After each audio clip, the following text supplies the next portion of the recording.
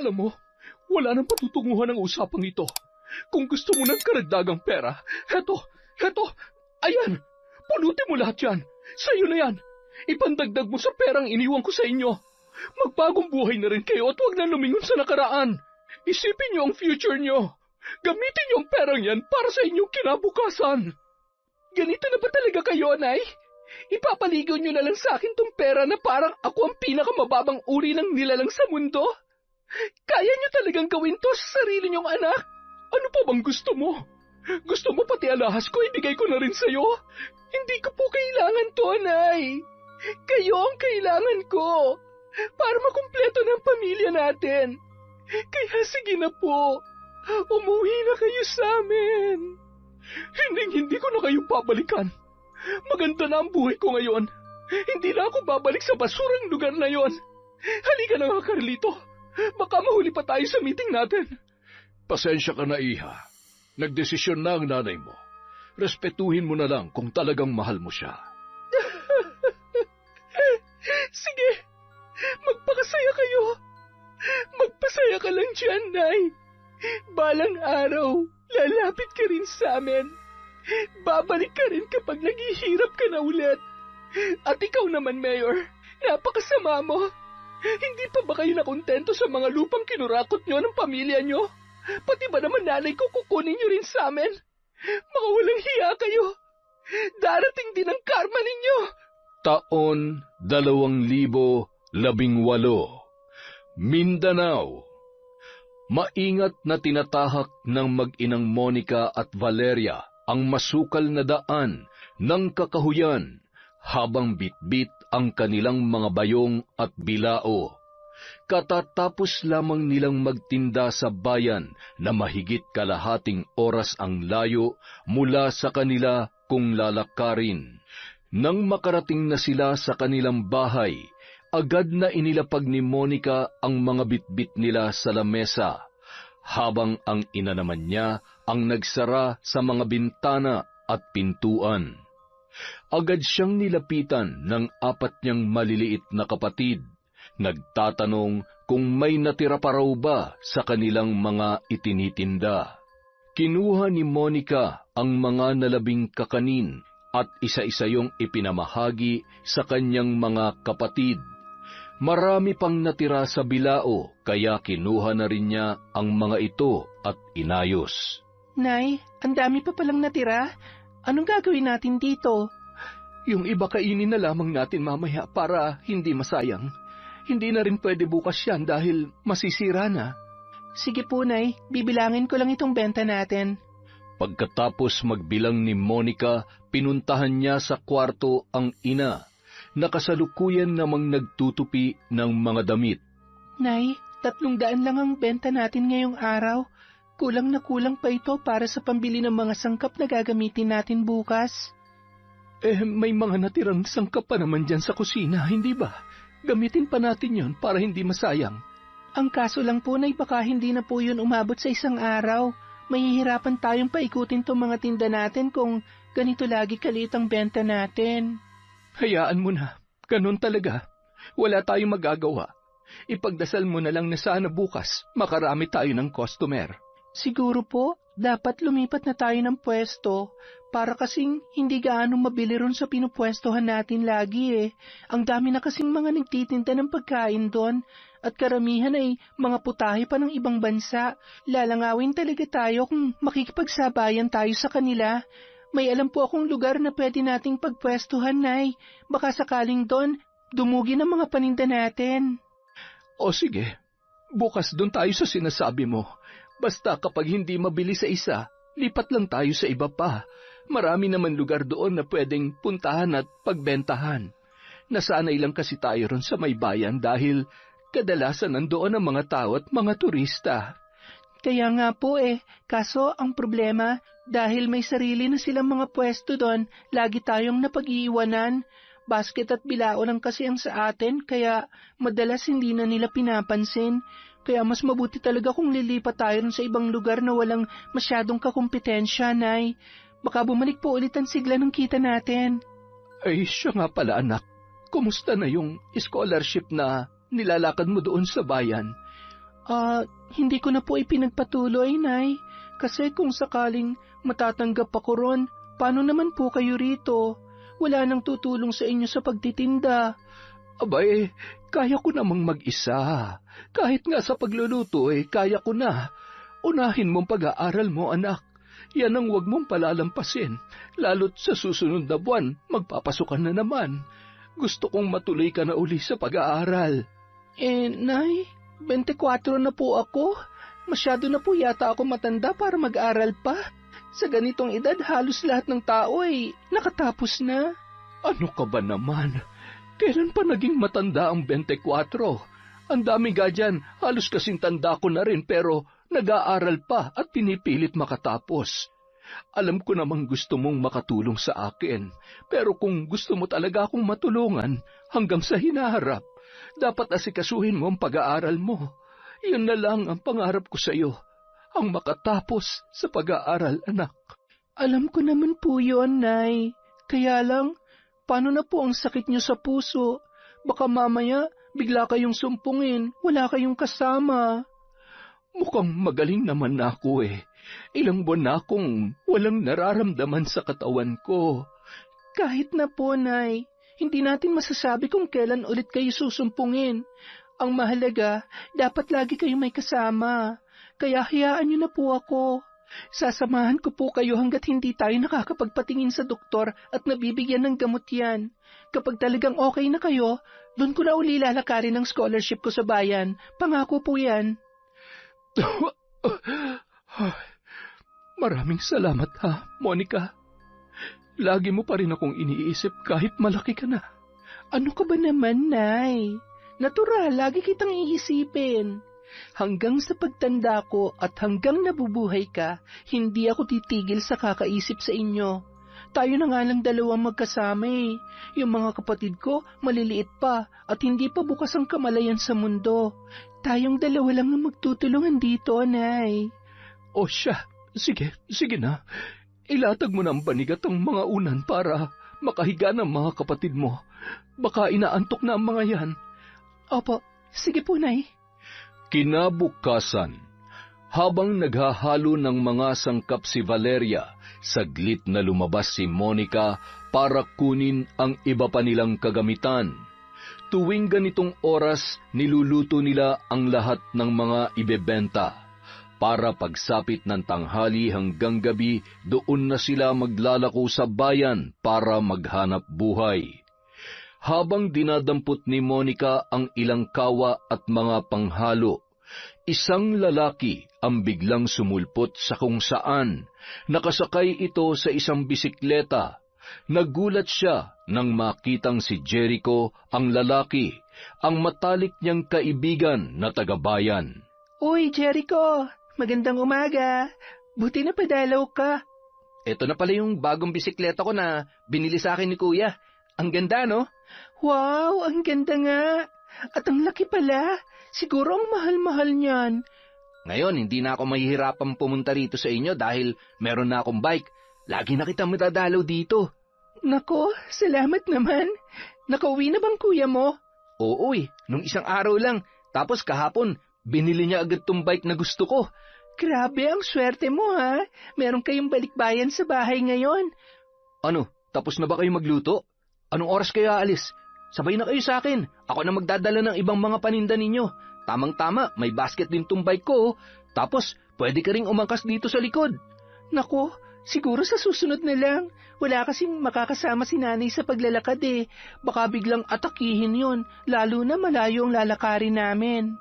Ay, oo nga pala. Sige, next time ka na lang siguro umangkas kapag may libre ka ng oras. Sige. Matagal pa kami rito Nagluluto pa lang kasi kami. Mamayang tanghali pa kami makakaalis. Ganun ba? O sige, mauna na ako. Binisita lang talaga kita rito para masubukan ko rin tong bike ko. Salamat, Jericho ha. Ingat sa pagbalik sa bayan. Pagkaalis ng lalaki, doon na niya ipinasok sa loob ang mga kawa at panghalo na kinuha niya.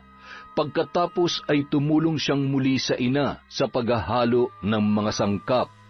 Pagpunta nila sa bayan, lumipat nga sa ibang pwesto ang mag-ina at doon nila inilatag ang kanilang mga paninda. Sa bahaging yun ng lugar, walang masyadong ibang nagtitinda ng pagkain, kaya solong-solo nila ang mga nagdaraan sa paligid. Hindi ganoon karami ang tao, pero marami-rami pa rin ang nakakapansin sa kanilang mga paninda, kaya mayroon na ring nagsisibili. Habang inaasikaso ni Valeria ang ibang mga customer, nakafocus naman si Monica sa sarili niyang pwesto. Isang matandang babae ang lumapit sa kanya. Makaluma ang kasuotan nito, may mga diamante sa ulo, may hawak na pulang payong at may pagkamaputla ang muka. Isa pang kapansin-pansin dito ay masyado na ring kulubot ang balat. Hindi niya maiwasang kilabutan tuwing makikita ang mga buto at ugat nitong halos tumatagos na sa maninipis nitong balat. Kung nasa malayo lamang yon, mapagkakamalan niya itong multo o babaylan dahil sa suot at porma ng matanda. Ha, pabili nga ako ng 3 suman at 5 tamales. Heto po, Lola. Ibabalot ko na po. Masarap bang pagkakaluto nito? Ay, opo. Tamang-tama. Bagong luto lang po yan. Kanina lang namin ginawa, kaya nga yung iba medyo mainit-init pa.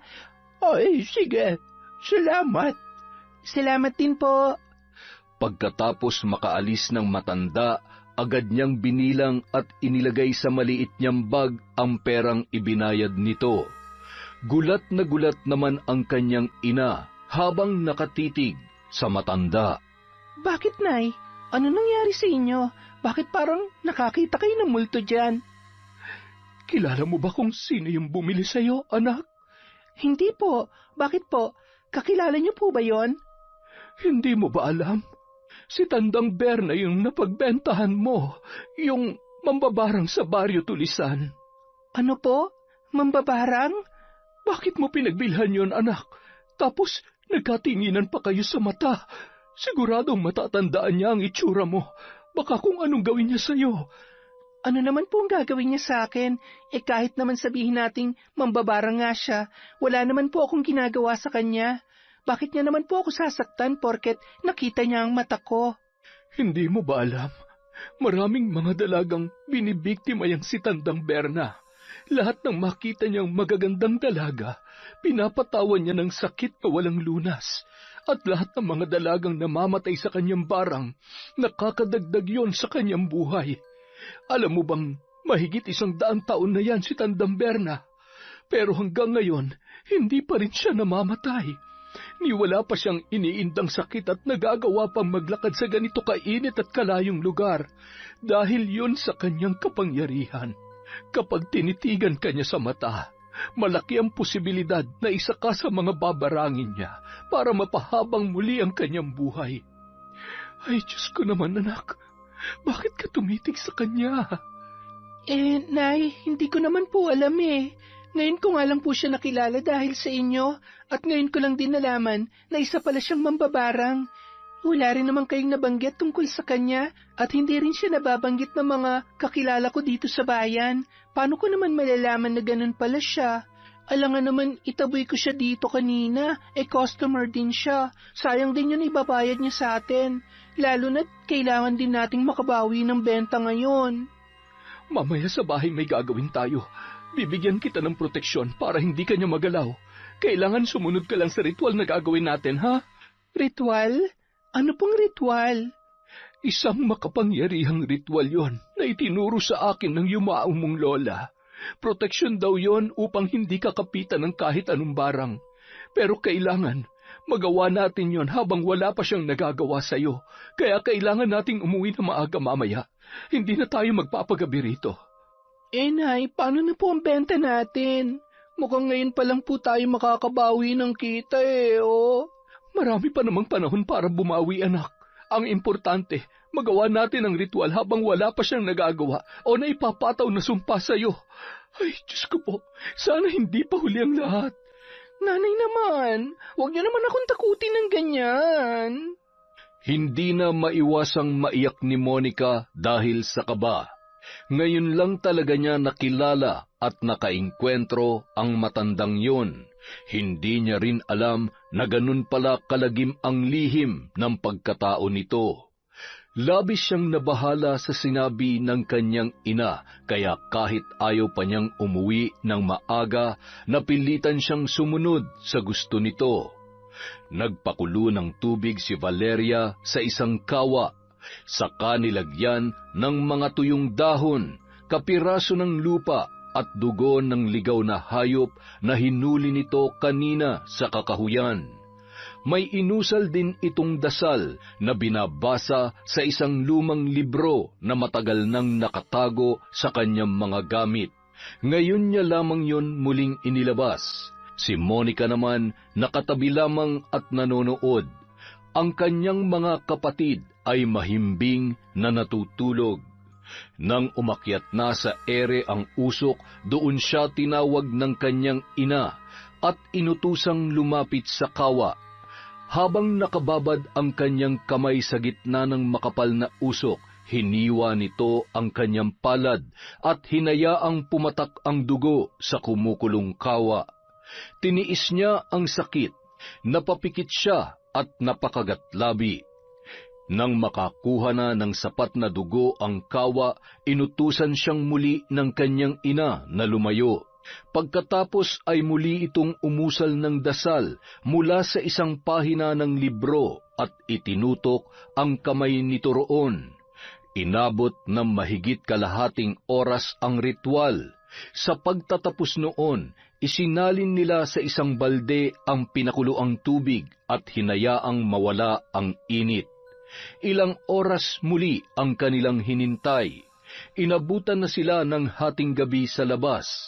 Pero desidido talaga ang kanyang ina na kumpletuhin ang naturang ritual para daw sa kanyang ikabubuti.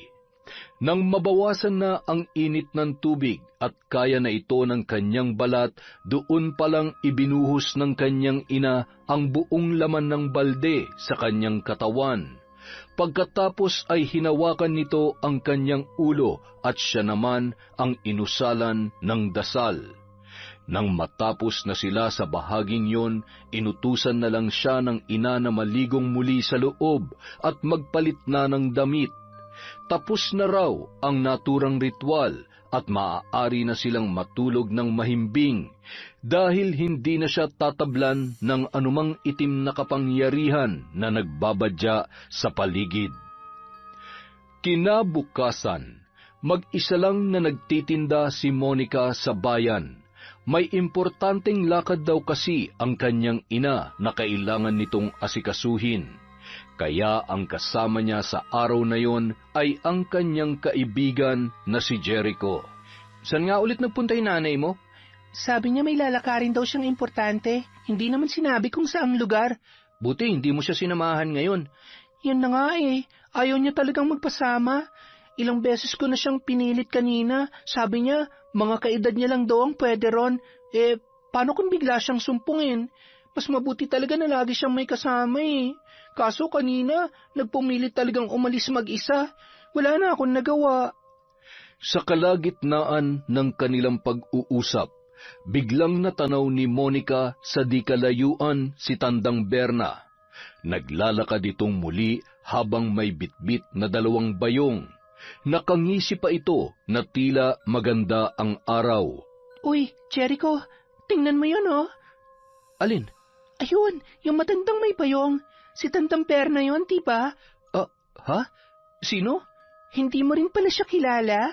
Ako rin dati hindi. Kailan ko lang nalaman ang tungkol sa kanya dahil kay nanay. Bakit?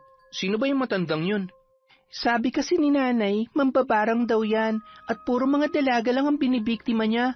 Binibigyan niya raw ng sakit o sumpa yung mga dalagang matipuhan niya. Tapos sa oras na mamatay sila, madadagdagan lalo yung buhay niya. Kaya hindi siya namamatay kahit sobrang tanda na.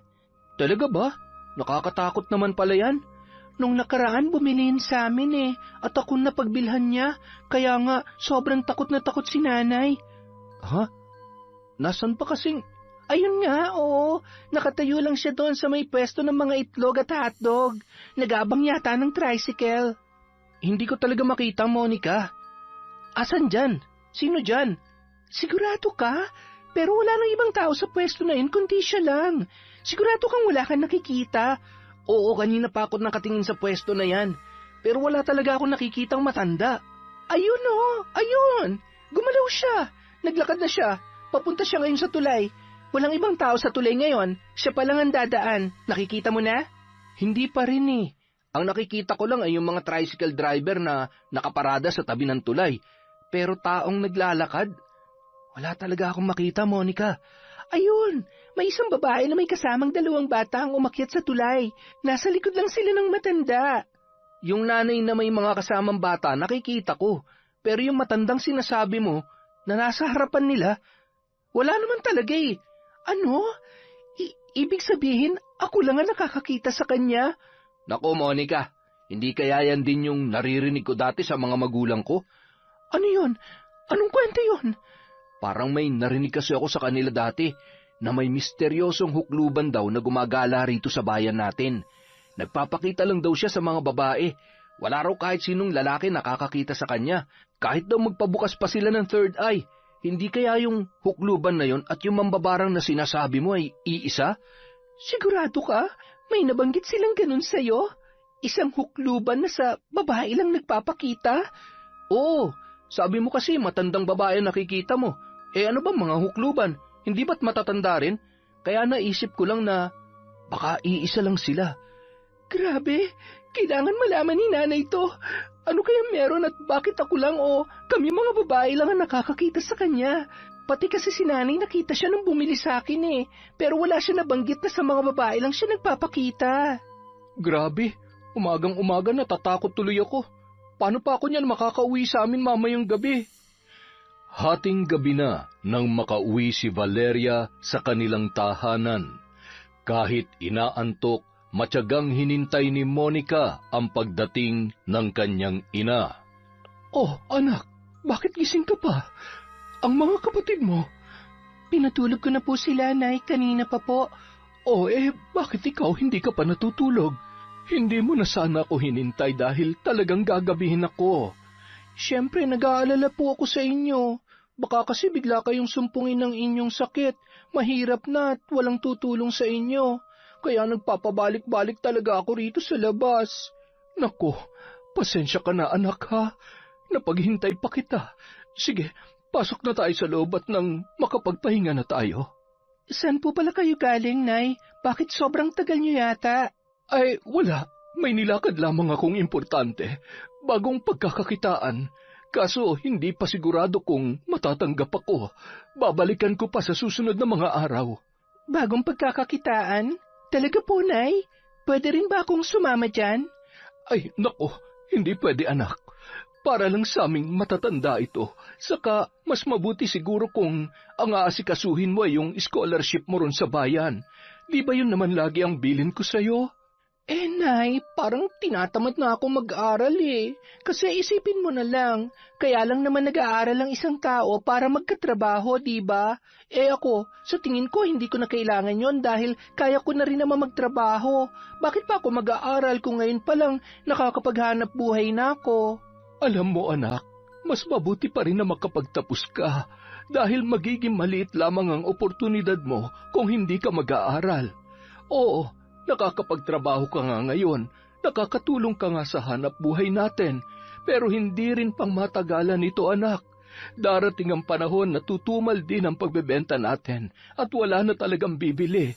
Lalo na, hindi naman malaki ang negosyong ito. Sabi nga nila sa Ingles, hindi ito sustainable na uri ng negosyo. Kaya mas mabuti pa rin na makapag-aral ka para marami kang matutunan at marami kang kayang gawin sa buhay bukod sa pagtitinda ng kakanin. Sobrang tagal naman po kasi nang hihintayin bago ako makagraduate eh.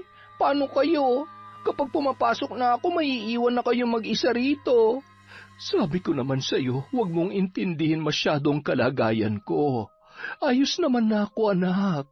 Kaya ko na magtrabaho ulit at bumiyahe ng malayo.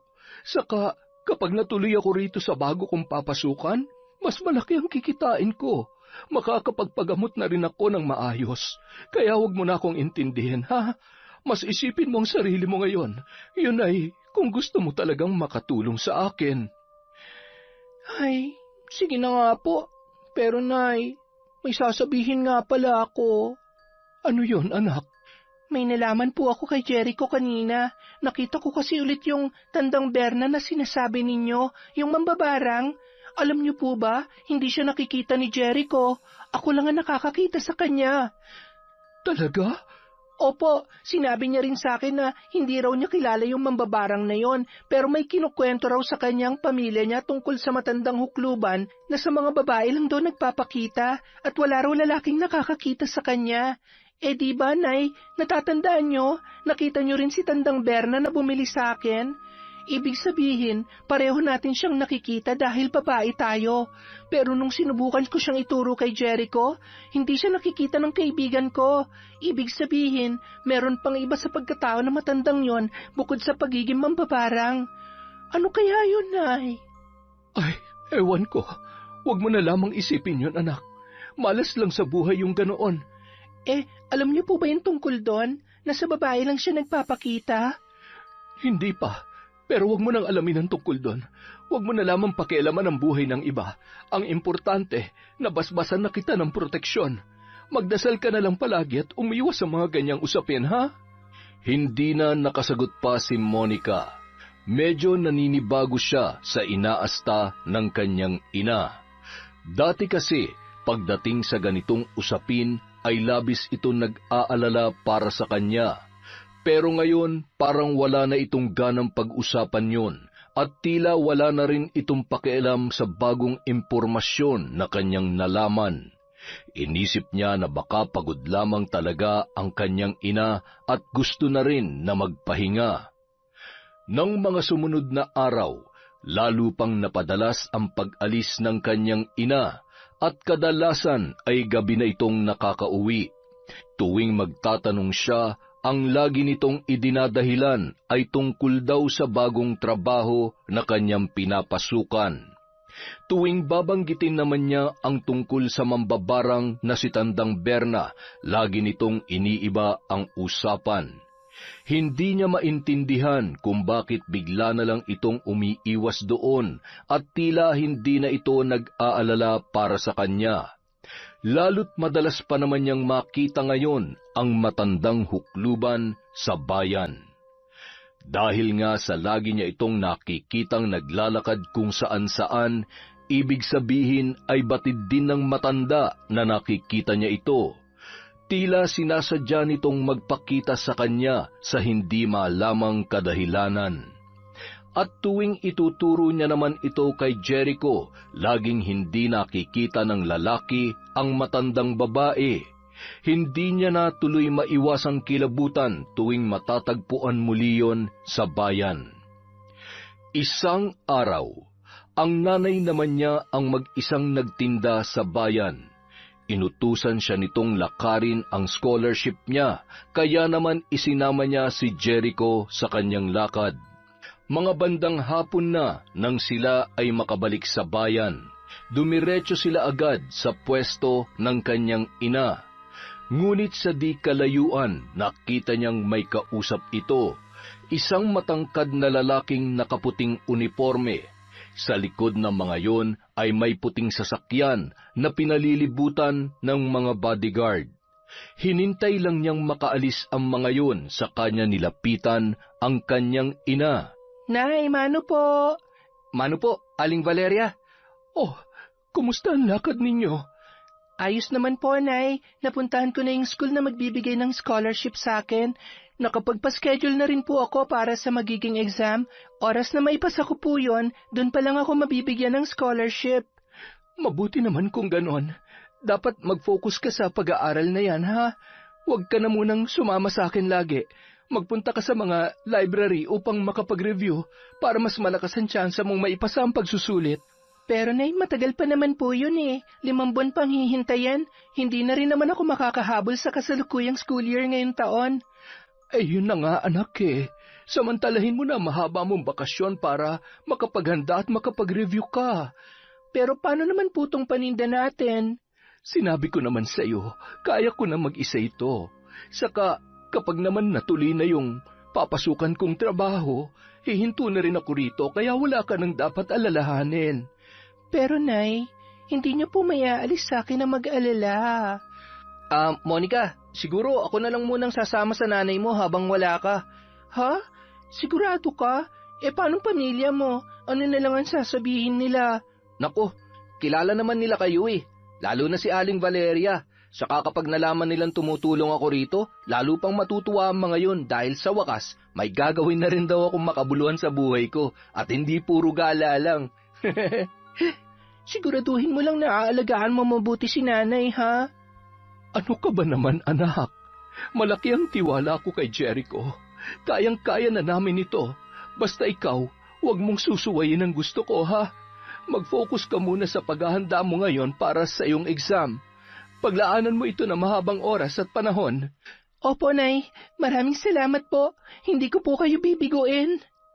Nang sumunod na linggo, nagulat si Monica sa pag-uwi ng kanyang ina. Marami kasi itong pasalubong para sa kanila. Tuwang-tuwa ang kanyang mga kapatid at halos mag-agawan sa mga plastik na bitbit ni Valeria. Nay, ba't ang dami naman nito? San po galing to mga damit at pagkain? Anak, natanggap na kasi ako rin sa bago kong trabaho. Medyo malayo-layo nga lang yung lugar kung saan ako nalagay, pero sulit naman dahil malaki ang sweldo. Saka, lingguhan lang din. Ibig sabihin, kada linggo, may maiuwi ako rito. Talaga po? Ba't ang bilis naman po yata? Nako, ang tagal nga eh. Kita mo naman nung mga nakaraang buwan ko pa inaasikaso ito, pero ngayon lamang ako nakapagsimula. Ibig sabihin po ba niyan, ihinto nyo na yung pagtitinda natin? Siguro anak, mas mabuti kung magpahinga ka na muna ngayon at mag-focus ka sa pagre-review mo. Huwag ka na magtinda bukas. Hindi na natin kailangang bumilad sa araw para magtiis sa kakarampot na kita. Ngayong may trabaho na ako, mas mabubuhay na tayo ng maayos dito. Masaya po ako para sa inyo, Nay. Kaso medyo nakakalungkot lang din dahil iiwanan na pala natin ang pagtitinda. Mamimiss ko ang pagluluto natin araw-araw. Ako rin naman, anak. Pero di hamak na mas maganda ito, hindi ba? Mas mabubuhay tayo rito. Bukod sa makakaahon na tayo sa hirap, makapagpapagamot na rin ako ng maayos. Mabibigyan ng matinong mga gamot, kaya hindi mo na rin kailangan mag-alala sa akin. Lalo na kapag naglalakbay tayo sa bayan. Isipin mo na lang, tapos na ang paghihirap natin. Kaso nga lang po, palagi na kayong mapapalayo sa amin. Tuwing gabi na lang namin kayo makikita. Hindi gaya dati, araw-araw tayong magkakasama. Ganon talaga. Minsan, may mga pagkakataon na kailangan mo ring mahiwalay at mapalayo sa magulang mo para matuto kang mamuhay mag-isa at tumayo sa sarili mong mga paa. Saka hindi naman ako mawawala eh. Gaya nga ng sabi mo, araw-araw pa rin ako makakauwi rito. Hayaan niyo po, Nay. Mag-aaral ako ng mabuti para kapag nakapagtrabaho na ako, kayo naman ang magpapahinga. Ay, huwag mo munang isipin yan. Basta magpakasaya ka lang sa kung anong meron ka ngayon. Hindi lahat ng bata ay katulad mong nabibigyan ng ganitong pagkakataon. Kaya sulitin mo ang bawat sandali. Dahil kapag matanda ka na, baka magsisikat na isin mong bumalik sa dati. Sa ganito, kaya huwag ka magmamadali sa buhay, anak. Maglibang ka lang hanggat maaari. Salamat po, Nay. Palagi niyo nalang pinapagaan ang loob ko. Sige po, tulungan ko na po kayo dyan. Makalipas ang 2 linggo, muli itong nag-uwi ng maraming pasalubong sa kanila. Pagkatapos may bahagi ang mga ito sa kanyang mga kapatid, niyaya siya ng ina na pumasok sa loob ng kwarto. Doon nito ipinakita sa kanya ang limpak-limpak na salaping nakalagay sa isang malaking maleta. Hala, Nay, saan po galing yan? Bakit sobrang dami naman po? Sweldo niyo po ba yan? Hindi, anak. Bigay lang ito ng amo ko. Sobrang bait kasi niya at nang malaman niyang sitwasyon natin, inabutan niya ako ng ganito kalaking tulong. Saka hindi lang akong binigyan niya nito, pati na rin yung mga katrabaho ko, lahat kami. Grabe naman, Nay. Ano po bang klaseng trabaho yan? Parang sobra naman yata ang amo ninyo at ganyan talaga siya kalaking mamigay ng pera? Hindi na importante yun, anak. Ang mahalagay makakabangon na tayo sa hirap. Kung tutuusin nga, pwede na tayong umalis sa liblib na lugar na ito eh. Kayang-kaya ko na kayong bigyan ng matino at malaking bahay. Salamat po, Nay. Pero parang hindi pa po ako handang umalis dito eh. Alam niyo namang dito rin nakalibing si tatay sa likod ng bahay natin. Ayoko pa rin pong malayo sa kanya. Naiintindihan ko. Kaya naman ilalaan ko na lang itong pera para sa iyo, anak. Para sa iyo lahat ito. Para sa akin po? Para ito sa pag-aaral mo. Kahit magkaroon ka na ng scholarship, sigurado kong marami ka pa rin namang magiging gastos sa ibang mga bagay, lalo na sa pagkain mo at sa pang-araw-araw mong buhay. Kaya naman inilaan ko talagang lahat ng ito para sa iyo. Para pagdating ng panahon, may sarili kang pera na magagamit mo sa lahat ng kailangan mo at para na rin sa mga kapatid mo. Kaya sana, alagaan mo ito mabuti ha. Gastusin mo sa tamang paraan at wag mo ring gugutumin ang iyong mga kapatid. Grabe naman po ito, Nay. Paano na po kayo? Bakit ibinibigay niyo lahat sa akin to? Anak, wala kang dapat ipag-alala sa akin. May sarili rin akong pera, basta para sa iyo lang talaga itong daladala ko. Kaya sana tanggapin mo na, at wag mo na lamang akong tanggihan. Sige po, hindi ko po ito tatanggihan, Nay. Pasensya na kayo. Nagulat lang talaga ako dahil sobrang biglaan po kasi nito eh. Alam nyo naman po na pangarap lang natin to dati, pero ngayon, nasa harapan na natin. Kaya nga burahin mo na sa isip mo ang lahat ng alalahanin. Tapos na ang problema natin. Wala ka ng ibang dapat isipin kundi ang pag-aaral at kinabukasan mo. At habang nandito pa ako, sana tanggapin mo lang lahat ng mga ibinibigay ko sa iyo dahil malaking tulong din to para sa landas na tatahakin mo at sa mga kapatid mo. Hindi ko po kayo bibigoin, Nay. Gagamitin ko po sa tama ang perang ito, Nay. Pangako po yan. Maraming salamat, anak. Sige, balikan mo na mga kapatid mo sa sala. Magliligpit lang muna ako rito, ha? Sige po, Nay. Maraming salamat po ulit. Pagkatapos niyang yumakap sa ina, lumabas na siya ng silid at bumalik na sa kanyang mga kapatid na nagkakasiyahan pa rin sa sala. Hindi na niya nakita ang pagpatak ng luha ni Valeria habang pinagmamasdan ang perang ibinigay sa kanya. Nang sumunod na linggo, maagang umuwi ang kanyang ina kasama si Jericho. May bitbit ang mga ito na mga bagong appliances gaya ng electric fan, rice cooker, washing machine, flat screen TV at iba pa. Gulat na gulat si Monica nang makita ang mga yun, habang ang kanyang mga kapatid naman ay tuwang-tuwa at nagtatalunan pa sa sala. Nay, saan niyo ho nakuha ang mga yan? Nakuha ko lang sa trabaho, anak. May naganap kasing palaro sa kumpanya namin. Nagkataon na akong may pinakamaraming nabunot, kaya heto lahat yun. Talaga po? Grabe naman, ang swerte-swerte niyo naman, Nay. Oo, grabe talaga, Monica. Sunod-sunod ang swerteng dumarating sa inyo ngayon. Ewan ko ba kay Nanay?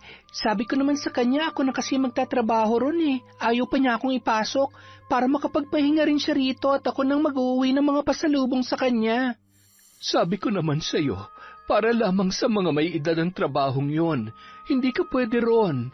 Saka, kailangan mo mag-aral, anak. Wala kang ibang dapat gawin kundi yun lamang. Naging abala sila sa pag-aayos ng mga appliances na inuwi ng kanyang ina. Pagsapit naman ng hapon, muling umalis si Valeria. May lalakarin daw ito sa bayan at hindi na raw nila kailangang sumama. Naiwan pa rin si Jericho roon para tulungan siya sa iba pang mga gamit. Buti pa kayo ng nanay mo, umaasenso na. Kami sa bayan nagtitiis pa rin sa mga lumang kagamitan eh. Nako, medyo nagtataka na nga ako kung saan nakukuha ni Nanay ang lahat ng ito eh. Para bang sobrang bait naman yata ng amo niya para bigyan sila ng ganito kalalaking tulong, tapos ayaw rin naman niyang sabihin ng malinaw sa akin kung ano ba talaga yung trabaho niya. Hindi ba dapat maging masaya ka na lang dahil umuulan na ng biyaya sa inyo? Ayaw mo pa ba yun? Tapos, hindi nyo na rin kailangan magtinda sa bayan araw-araw at sumabak sa initan. Lalo lang magkakasakitan nanay mo ron, di ba? Alam ko naman yon. Kaya lang, hindi ko talaga lubos maisip kung anong klaseng trabaho ba talagang pinasukan ni nanay at bakit ganito na ng kalalaki ang mga inuuwi niya. Alam mo, parang gusto ko na nga magduday eh. Sana nga lang, hindi galing sa iligal ang mga ito. Grabe ka naman, illegal talaga. Nakakalimutan mo na yata ang lahat ng mga pangaral sa iyo ng nanay mo. Siya pa mismo nangangaral sa atin para maging mabuti, di ba?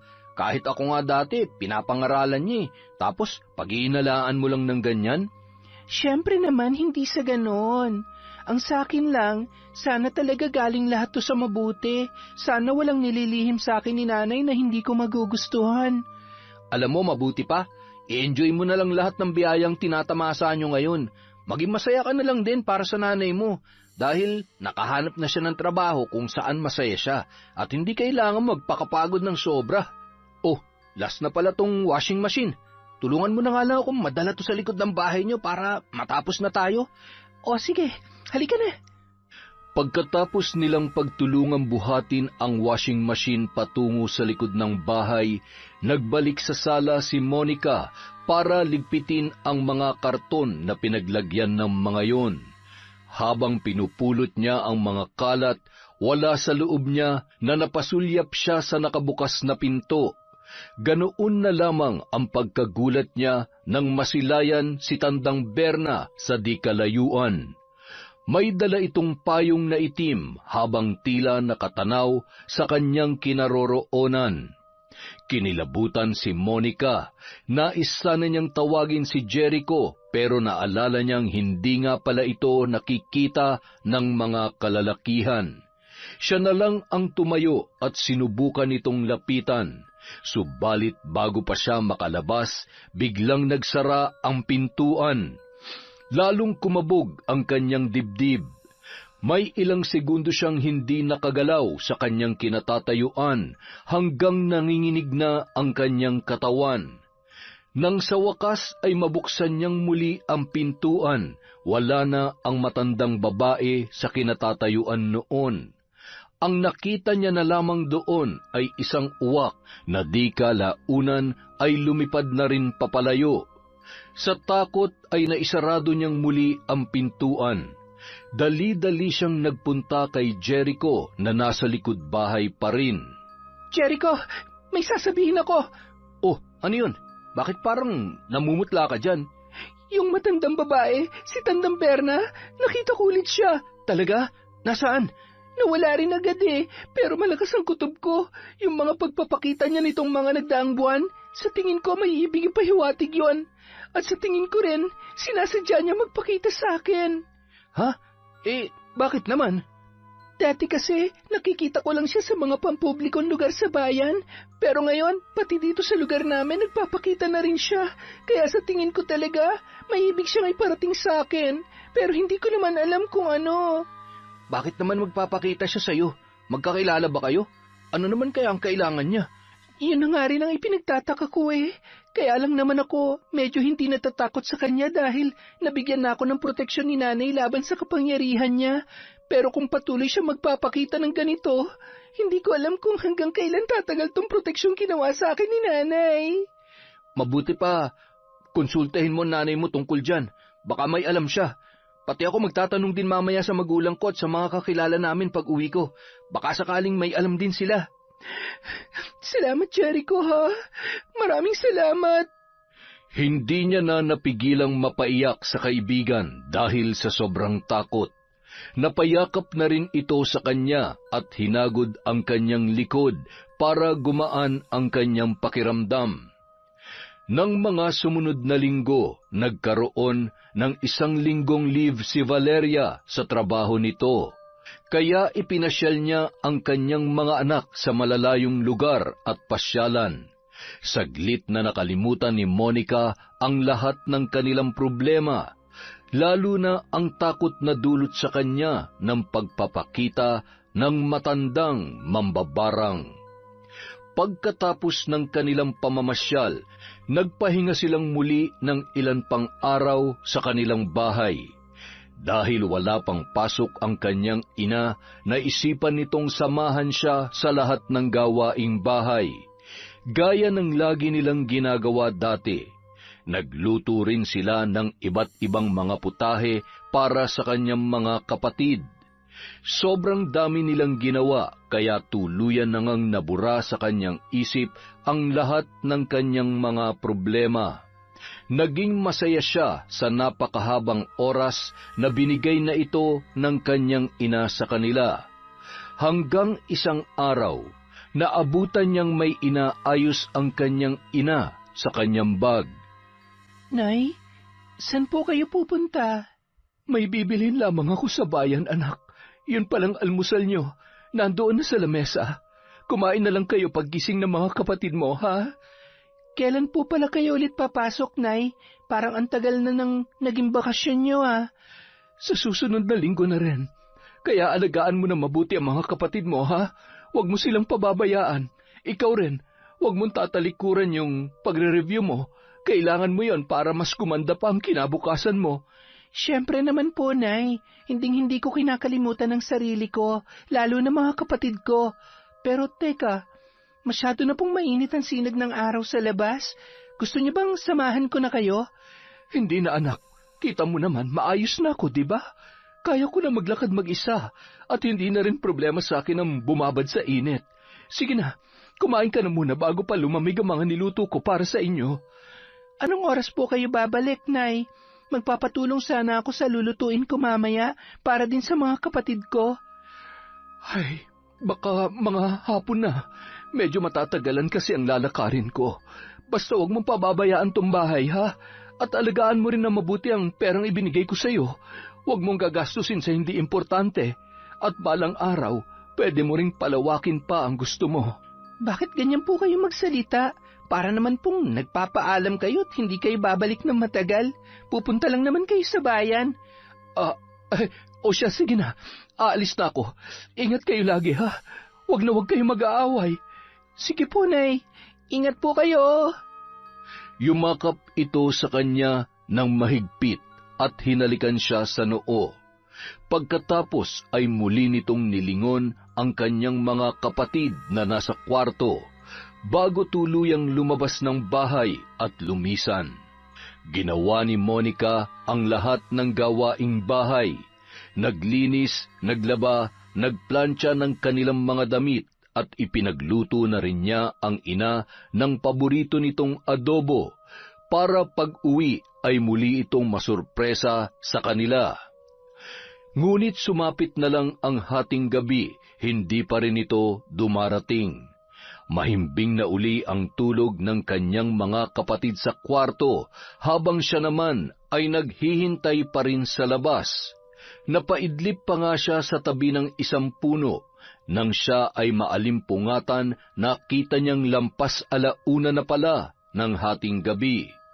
Bukod sa labis na kaantukan, medyo nilalamok na rin siya sa labas, kaya napilitan na siyang pumasok at doon na lamang maghintay. Subalit hanggang kinabukasan, hindi pa rin umuuwi ang kanilang ina. Doon na siya nag-alala. Napilitan na siyang magpunta sa bayan para hanapin ito sa lahat ng kanilang mga kakilala, pati na rin sa mga pinagpupwestuhan nila dati, pero hindi niya ito nakita. Pati sa mga lugar na madalas nitong puntahan sa mga karatig bayan, sinuyod na rin niya, ngunit nabigo siyang mahanap ang kanyang ina. Nang magkita sila ni Jericho, nagpatulong siya rito sa paghahanap.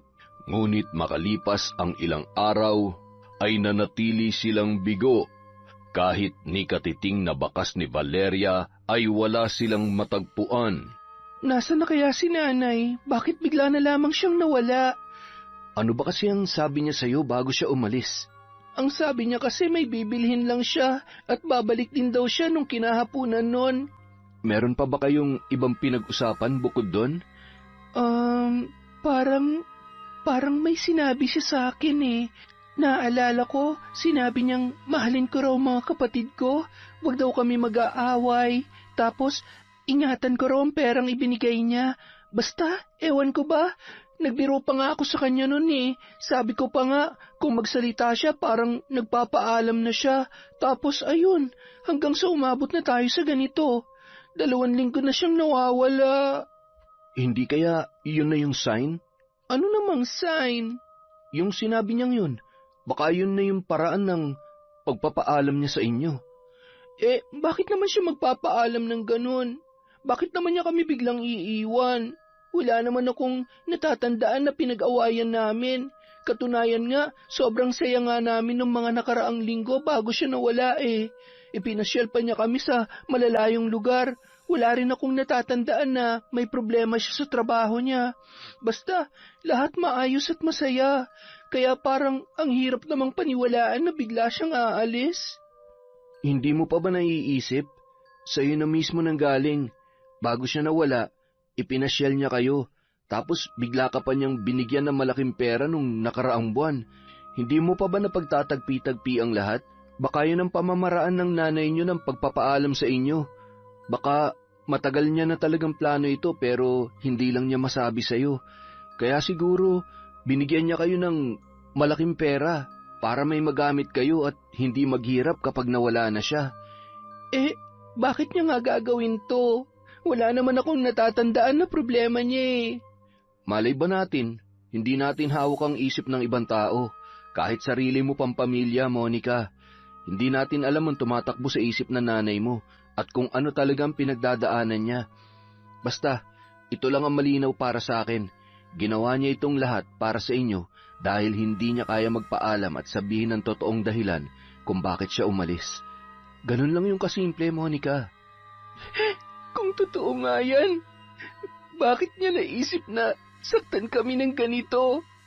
Sa tingin niya ba magiging maayos kaming lahat porket iniwanan niya kami ng maraming pera at pagkain? Nagulat nga rin ako sa ginawa ni Tita Valeria eh. Pati ako nasasaktan din para sa inyo. Ang hirap dalhin sa dibdib ang isang taong biglang nawala at ayaw na magpakita. Ni hindi mo alam kung saan o paano ka maghahanap. Ito na nga bang sinasabi ko eh. Nung una pa lang, parang may kutob na ako sa bago niyang trabaho. Bukod sa hindi niya masabi ng diretso sa akin kung anong klaseng trabaho yon at kung saan banda, nakapagtataka rin yung limpak-limpak na salapi at pasalubong na inuuwi niya linggo-linggo. Kahit naman yata sa malalaking kumpanya wala namang nagbibigay ng ganun eh. Kaya malakas talaga ang kutob ko na baka may kinalaman to sa kung anumang trabahong pinasukan ni nanay. Ano naman kaya mayroon dun? Hindi kaya may pagka-illegal yun? At ayaw niya lang kayo madamay kaya siya umalis? Yan din ang pinag-aalala ko, Jericho. Kung ano man yun, sana inisip pa rin niyang mararamdaman namin kapag bigla na lamang siyang nawala. Kahit anong pera o pasalubong pang itambak niya rito, maling-mali pa rin to. Maling-mali.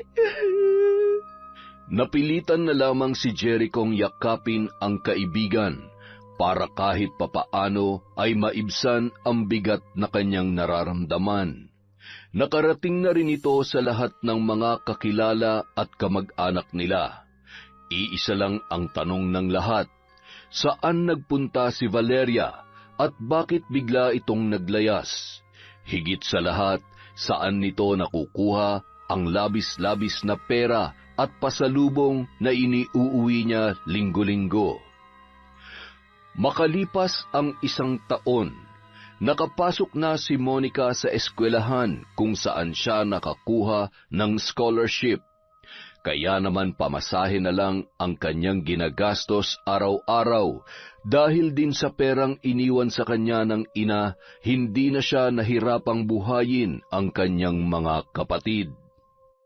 Tuwing pumapasok si Monica at may panahon si Jericho, siya ang nagbabantay sa mga kapatid ng babae sa kanilang tahanan. Binibigyan niya na lang ito ng pagkain at kaunting halaga. Isang gabi, pagkatapos niyang gumawa ng mga takdang aralin, naisipan nilang magpahangin ni Jericho sa labas, habang ang mga kapatid niya ay mahimbing nang natutulog. Kumusta ka naman sa eskwela? Maayos naman. Bukod sa magaan lang magturo ang mga teacher ko, mababait din ang mga kaklase ko, kaya kahit papaano, lagi akong ganadong pumasok. Mabuti naman kung ganun. Nasaan na kaya si nanay? Hindi na niya talaga kami binalikan. Ginawa ko na ang gusto niya.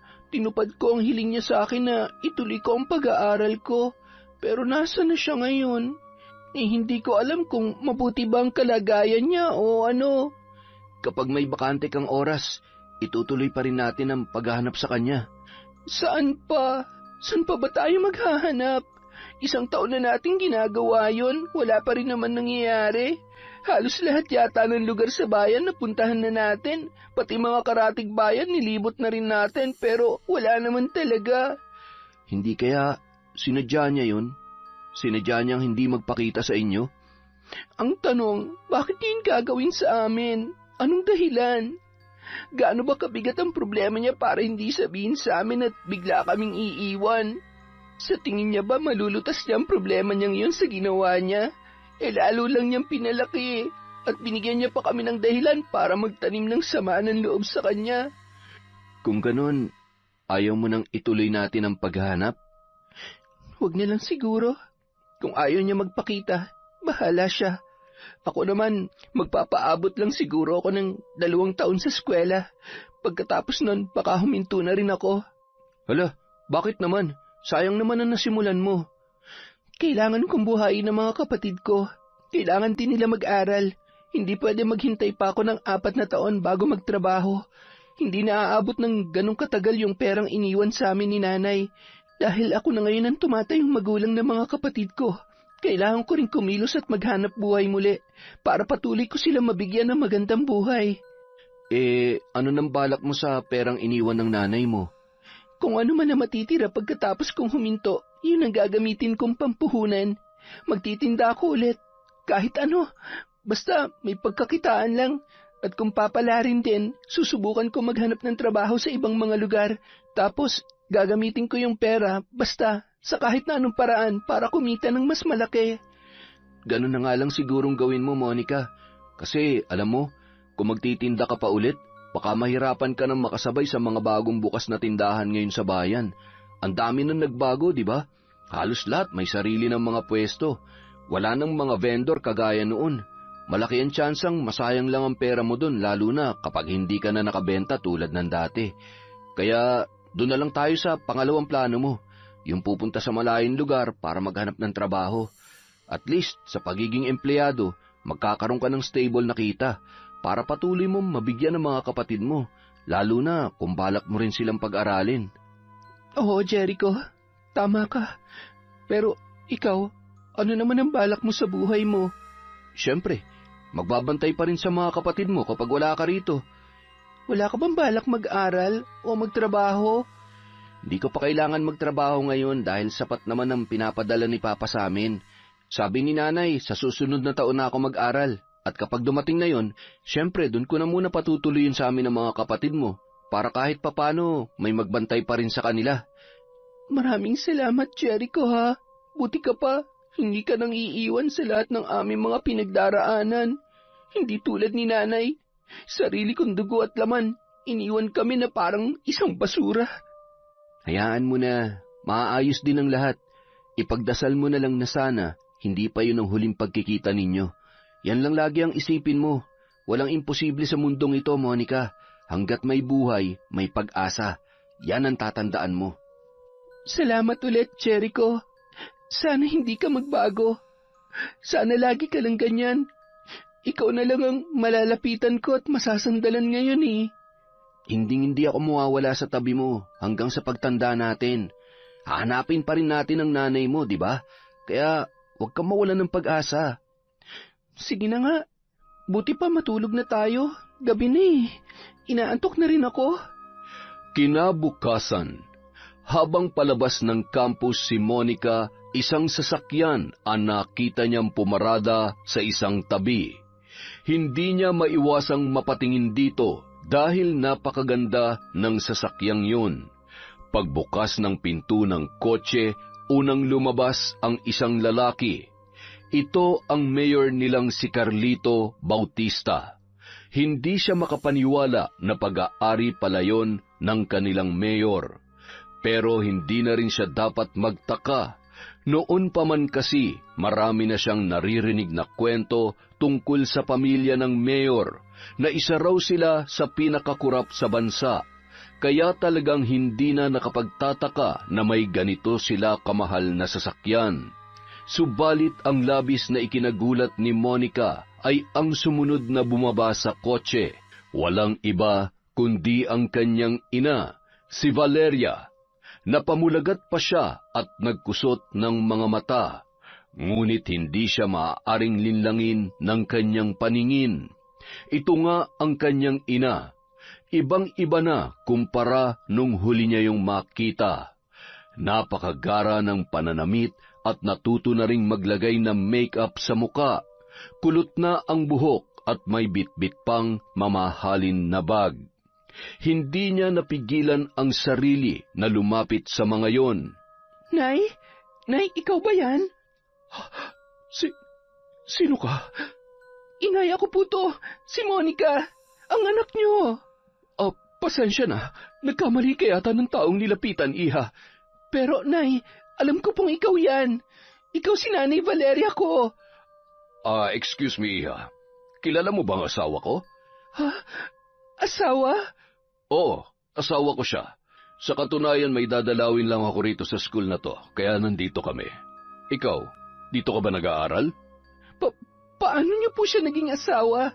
Matagal na pong biyuda ang nanay ko. Kami at ang mga kapatid ko lang po magkakasama sa dati naming tirahan. Sigurado ka bang siya ang nanay mo? Baka naman nagkakamali ka lang, iha. Hindi po ako pwede magkamali. Kahit anong damit pa ang suotin niya at kahit anong makeup pa niya, kilala ko po ang nanay ko. Siya si Valeria Montella. Siya po ang nanay ko. Iha, may pinagdadaanan ka ba sa buhay para mamalikmata ka ng ganyan? Hindi talaga namin alam ang sinasabi mo. Ganyan ka na ba talaga, Anay?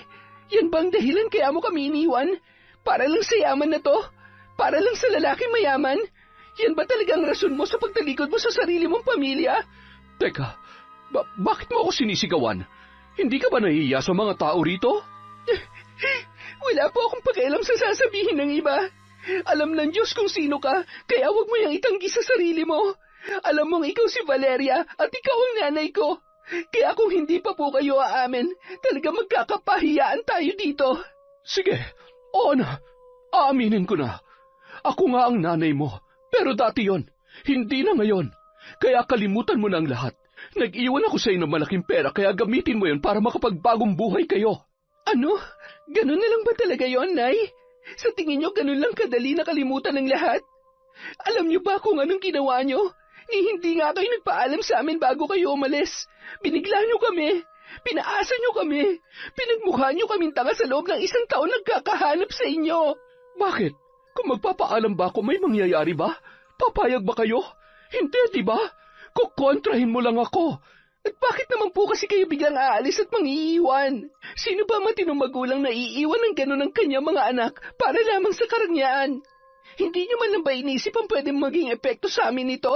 Lalo na sa mga kapatid ko na maliliit pa. Wala pa silang kamuwang-muwang. Kaya sila mas masasaktan dito sa ginawa niyo. Alam mo, wala nang patutunguhan ng usapang ito. Kung gusto mo ng karagdagang pera, heto, ayan. Pulutin mo lahat yan. Sa'yo na yan. Ipandagdag mo sa perang iniwan ko sa inyo. Magbagong buhay na rin kayo at huwag nang lumingon sa nakaraan. Isipin mo ang kinabukasan nyo. Gamitin nyo ang perang yan para gumanda ang inyong buhay. Ganito na ba talaga kayo, Nay? Ipapaligo nyo nilang sa akin ng perang to na parang akong pinakamababang uri ng nilalang sa mundo? Kaya nyo talagang gawin to sa sarili nyong anak? Ano pa bang gusto mo? Gusto mo pati alahas ko ibigay ko na rin sa'yo? Hindi ko po kailangan yan. Ang kailangan ko po kayo. Para makumpleto ng pamilya natin. Kaya sige na po, Nay. Umuwi na po kayo sa amin. Hindi ko na kayo babalikan. Maganda na ang buhay ko ngayon. Hindi na ako babalik sa basurang lugar na yon. Halika na, Carlito. Baka mahuli pa tayo sa meeting natin. Pasensya na, bata. Nagdesisyon na nanay mo. Kung talagang mahal mo siya, ang mabuti pa, respetuhin mo na lang. Sige, magpakasaya kayo. Magpakasaya ka lang dyan, Nay. Balang araw, lalapit ka rin sa amin. Babalik ka rin kapag naghihirap ka na ulit. At ikaw naman, Mayor, napakasama mo. Hindi pa ba kayo nakukontento sa mga lupang kinurakot ng pamilya nyo? Pati ba naman nanay ko, kukunin nyo rin sa amin?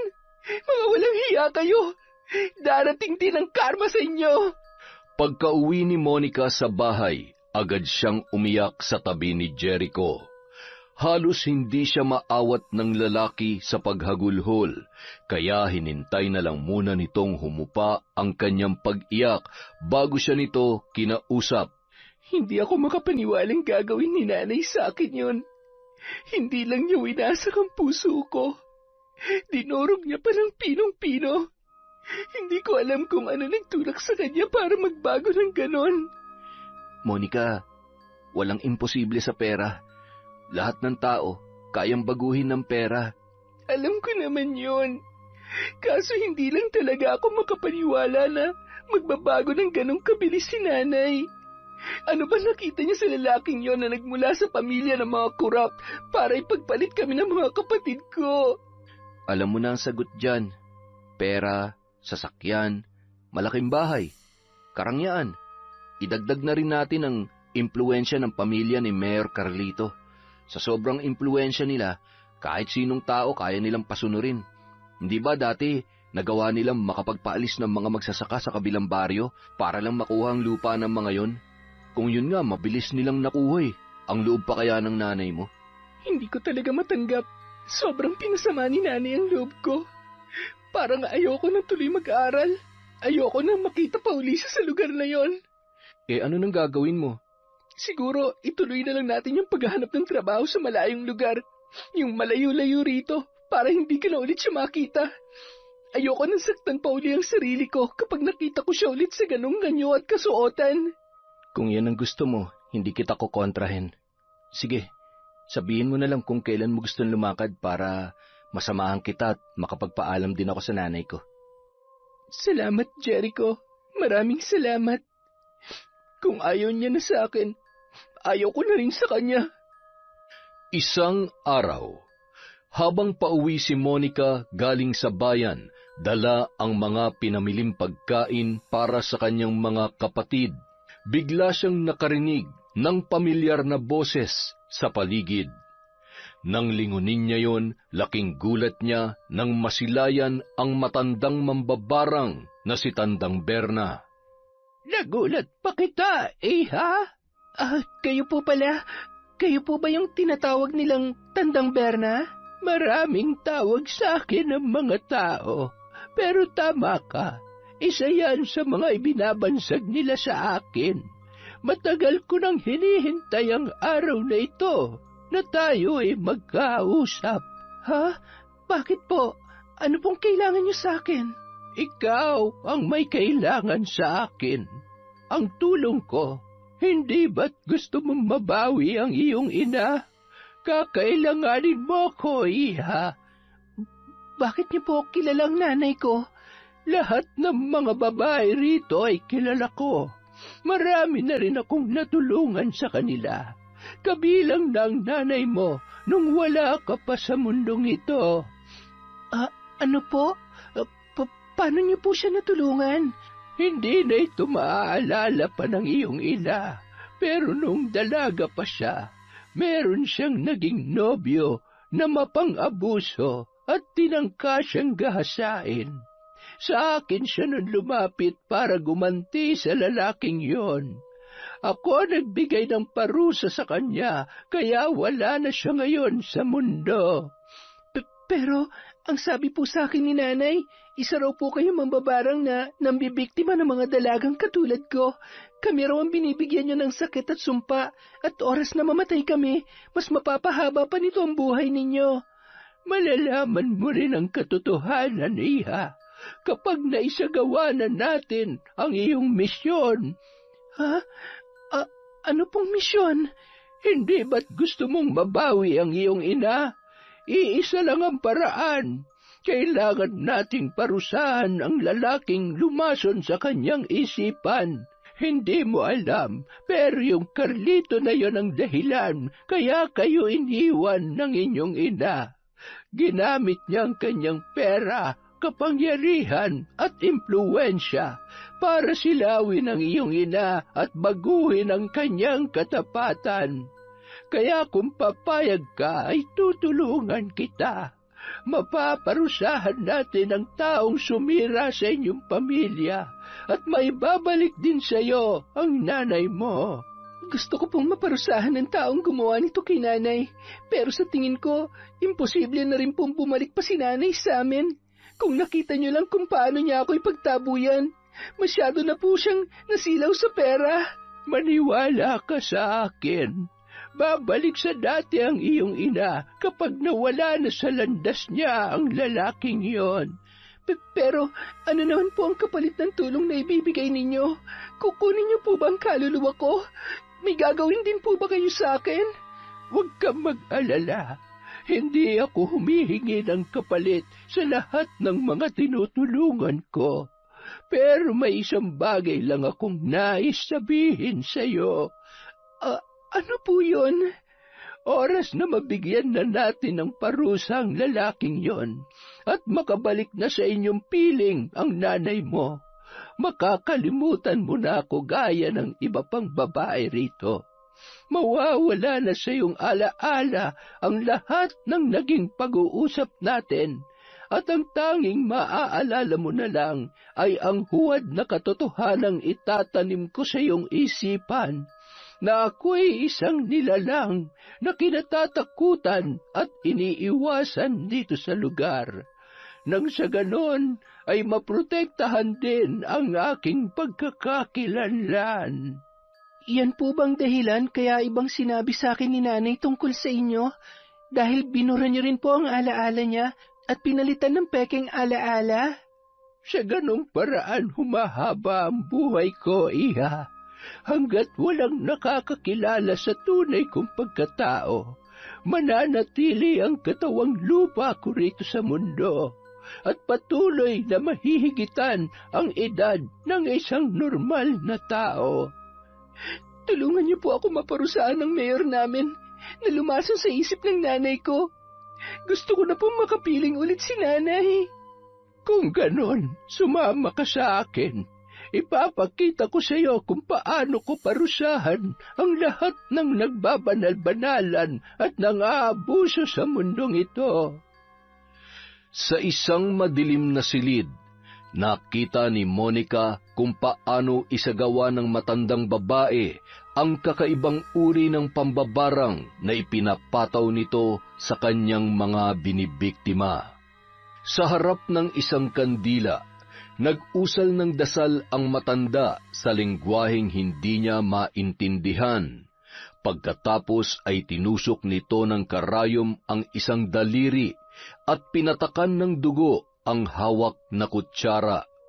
Itinapat nito ang kutsarang may dugo sa ibabaw ng kandila at nang magsimula na yung kumulo at bumula, ibinuhos niya ang dugo sa loob ng isang garapon na punong-puno ng mga patay na dahon at lupa. Makalipas ang ilang sandali, nagulat si Monica nang maglabas ng buhay na daga ang matanda.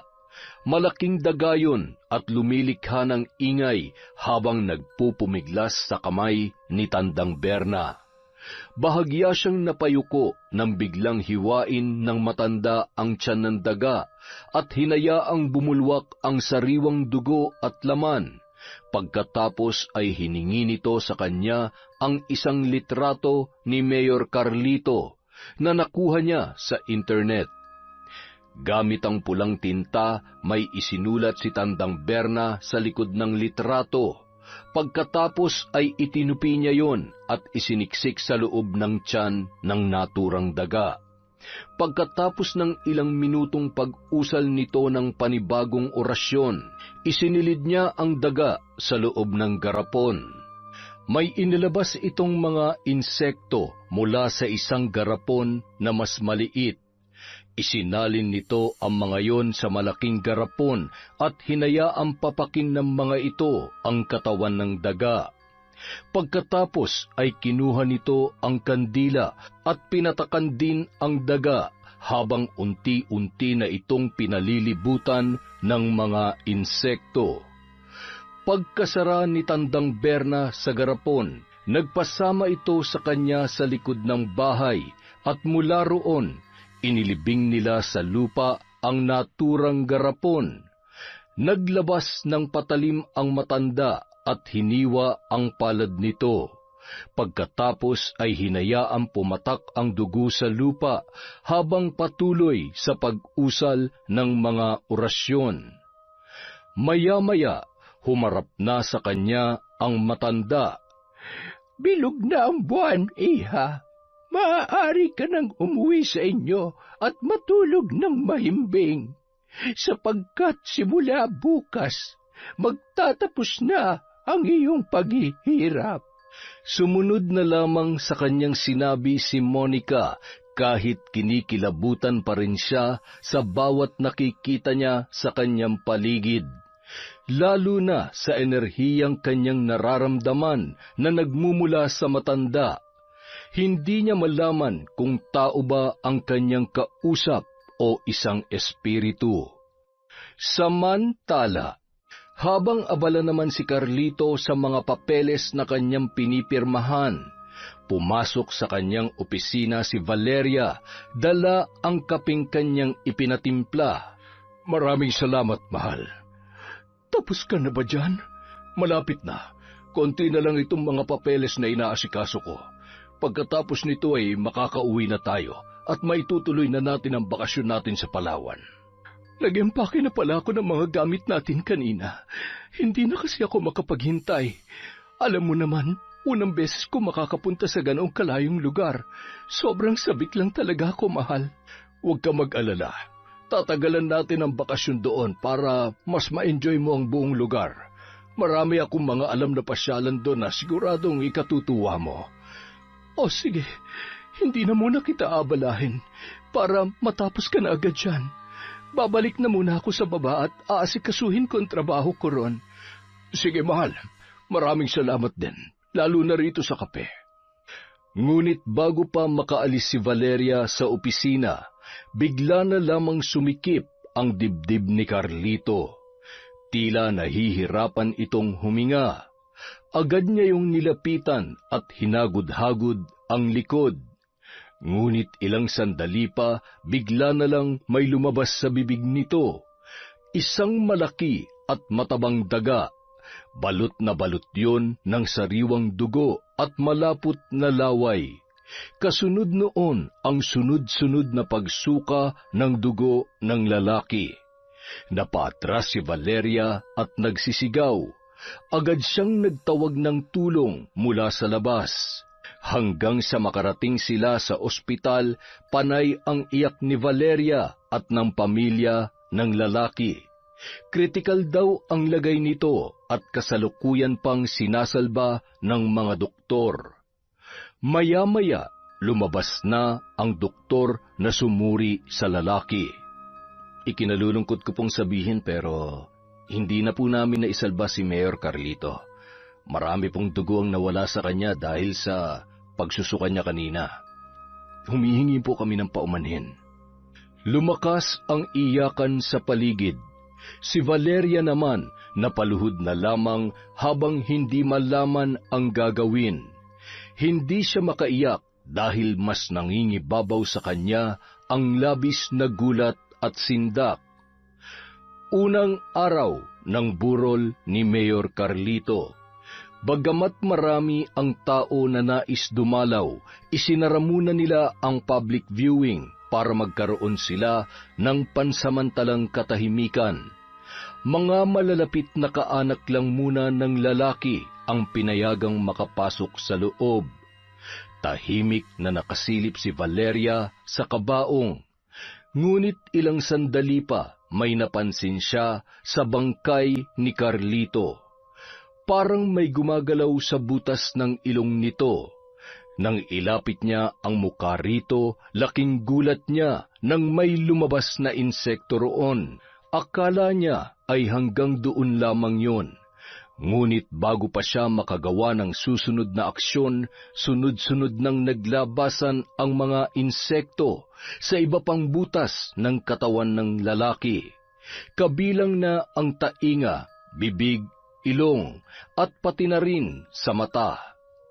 Nagsisigaw si Valeria, nakatawag pansin ng mga bisita ang kanyang boses, pati sila ay napalapit na sa kabaong. Ganoon na lamang ang pagkasindak nilang lahat nang makita ang pagkarami-raming insekto na nagkakagulo sa loob habang ang iba ay patuloy na lumalabas sa katawan ni Carlito. Sa isang iglap lang, binalot ng lagim at matitinding sigawan ang loob ng bahay. Makalipas ang 1 linggo, pagkalibing ni Carlito, kinausap ni Valeria ang mga magulang ng lalaki. Nagulat siya sa sinabi ng mga ito. Valeria, simula ngayon, makakaalis ka na sa bahay namin. Ano po yun? Bakit naman po? Patay na si Carlito. Wala nang dahilan para manatili ka pa rito. Lalo na't hindi naman talaga kayo kasal. Hindi kayo ganap na mag-asawa, kaya wala kang karapatan sa lahat ng yaman niya. Pero bakit naman po? Oo, hindi pa kami kasal ni Carlito, kasi nga nagpaplano pa lamang kami.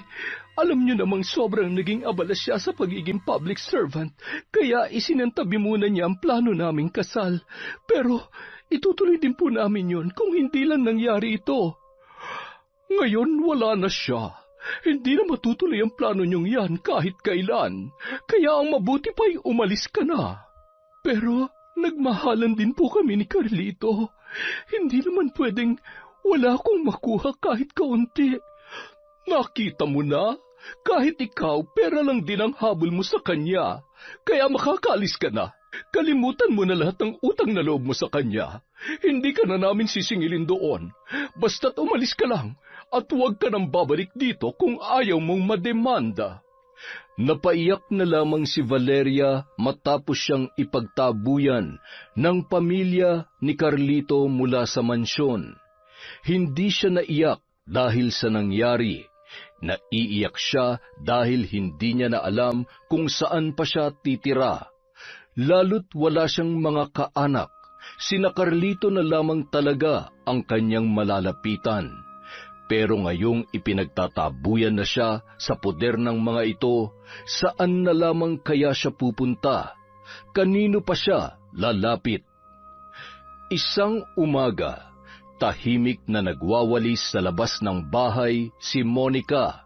Nakahanda na ang mga gamit na dadalhin nila ni Jericho sa pag-alis. Naghihintay na lamang siya sa lalaki, kaya habang wala pa ito, naisipan niyang maglinis muna dahil matagal-tagal silang mawawala.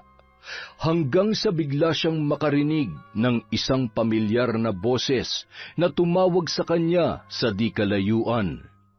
Ganun na lamang ang kanyang pagkagulat nang kanya yung masilayan. Monica? Nanay? Nanay Valeria? Anak, Monica, sobrang namiss kita. Nay, ano po ito? Anong ginagawa niyo rito? Anak, pasensya ka na kung matagal akong nawala. Sana'y mapatawad mo ko. Pagkatapos nilang mag-usap at magkumustahan, pinapasok niya na ang kanyang ina sa loob para makita rin ang kanyang mga kapatid. Ilang minutong iyakan ang namagitan sa kanilang lahat bago muling nakapagsalita ang kanyang ina. Ikinuwento nito sa kanila ang lahat na nangyari, pati ang totoong dahilan kung bakit ito biglang umalis. Ang totoo niyan, matagal na kaming may kasaysayan ni Mayor Calisto, anak, at napakalaki ng utang ko sa kanya. Dati, siya talaga ang nobyo ko, pero lagi kami nag-aaway. Halos hindi matapos ang pagtatalo namin. Dagdag pa yung masamang pag-uugali ng mga magulang niya. Kaya naman bago pa kami magtagal, iniwanan ko na agad siya at nagpakalayo-layo ako. Doon ko nakilala ang tatay mong si Ferrer. Pero hindi ako makapaniwala na kahit matagal na panahon na kaming nagkahiwalay, hinanap pa rin ako ni Carlito. Gusto niyang magkapalikan ulit kami at nung magkasakit ang kapatid ko, sinamantala niya ang pagkakataon. Siya ang gumastos sa ospital pati sa operasyon. Kaya nagkaroon patuloy ako ng utang sa kanya. At nang isilang ka, siya rin ang nagbigay sa akin ng kaunting tulong para mabuhay ka namin. Dahil noong mga panahong yun, nagkasakit naman ang tatay mo kaya hindi na siya makapagtrabaho. At nang mawala na si Ferrer, si Carlito pa rin ang sumagot sa lahat ng pagpapalibing. Hindi na ako nakatanggi ng mga panahong yon kasi walang-wala talaga tayo. Ang katunayan nga, pati yung puhunan na ginamit ko dati para makapagtinda tayo ay galing din sa kanya. Hanggang isang araw, bigla niya akong binalikan dito at nais niya raw ako maging asawa. Kapag daw hindi ako pumayag, sisingilin niya muli ako sa lahat ng utang ko sa kanya at pati kayo balak niyang idamay sa madidilim niyang plano. Kaya naman wala akong nagawa dahil ayoko may mangyari sa inyo, anak. Napilitan na akong sumama sa kanya kahit alam kong masakit. Noong mga panahong yon, pinilit kong makibagay sa mundo nila. Pinilit kong baguhin ang sarili ko para lang matanggap ako ng mga magulang niya. Pero nang mawala na siya, bigla silang nagbalik sa dati. Itinaboy nila ako. Kaya wala na akong nagawa kundi pumalik dito. Kaya anak, muli akong lumuluhod sa harapan mo para humingi ng kapatawaran. Sa inyong lahat ng mga kapatid mo, sana'y matanggap niyo pa rin ako. Labis kong pinagsisisihan ang nangyari. Sana'y mabigyan niyo ako ng isa pang pagkakataon para maisaayos itong pamilya natin. Ang mahalaga po, Nay, nakabalik na kayo sa amin. Huwag po kayong mag-alala.